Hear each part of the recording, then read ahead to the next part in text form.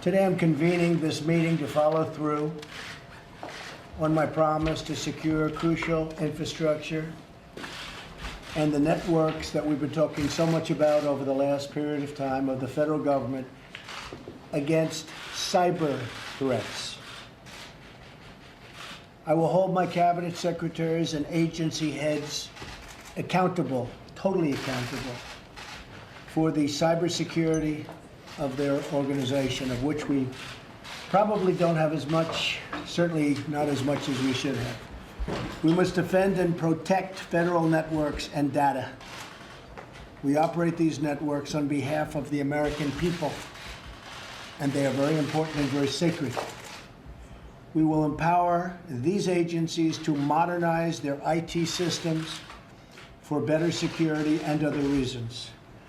We will protect our critical infrastructure, such as power plants and electrical grids.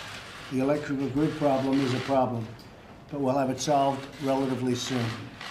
We must work with private sector. The private sector is way ahead of government in this case, to ensure that owners and operators of critical infrastructure have the support they need from the federal government to defend against cyber threats. Now, I think a pretty good example of this was, despite having spent hundreds and hundreds of millions of dollars more money than we did, the Democratic National Committee was hacked successfully, very successfully, and terribly, frankly. And the Republican National Committee was not hacked, meaning it was hacked, but they failed. It was reported, I believe, by Reince and other people that it was hacked, but we had a very strong defense system against hacking. So despite spending a lot less money than the Democrats, and in all fairness, winning, people don't say that, we spent a lot less money, Admiral, and we won. That's good, right? Isn't that a good thing, when you can spend less and win? But we were also very successful in our defense against hacking. We're going to make sure that cybersecurity is central to both our military and the ships, planes, and tanks built by great Americans for our great American military. And our military will become stronger and stronger as we go along.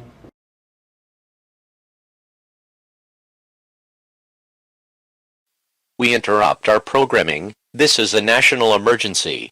Important details will follow.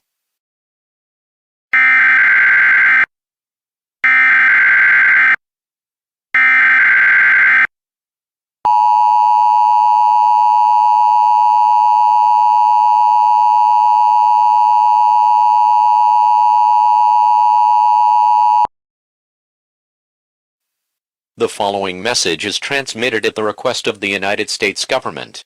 The North American Aerospace Defense Command has detected the launch of 10 Russian missiles, which are headed for the United States.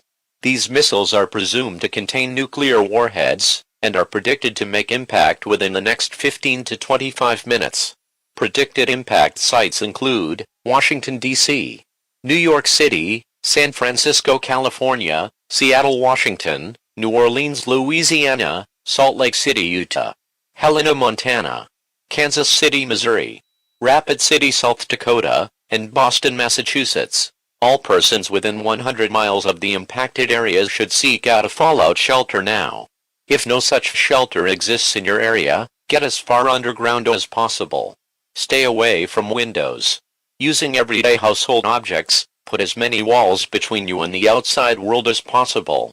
You should get together a basic survival kit, including a flashlight and a hand-cranked or battery-operated radio for use during your stay in the shelter. Stay tuned to local media for further information. Do not venture outside until it is declared safe to do so. The President will be speaking on all stations shortly. Please stand by for this message.